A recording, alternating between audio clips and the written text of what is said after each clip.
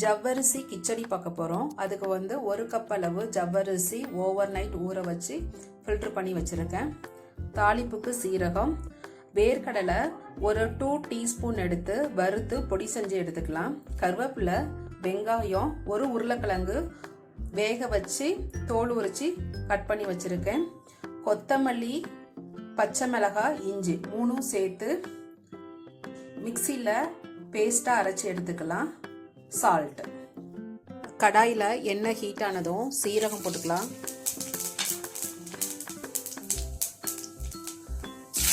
கருவேப்பிலை, வெங்காயம், பச்சை மிளகாய், வேக வச்ச உருளைக்கிழங்கு,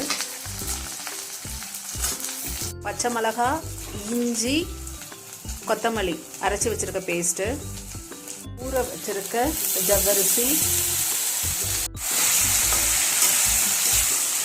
ஒரு 5 மினிட்ஸ் மூடி போட்டு மூடி வச்சிடலாம்.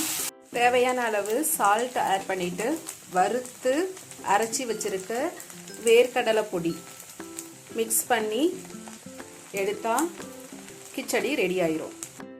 ஜவ்வரிசி கிச்சடி ரெடி ஆயிருச்சு.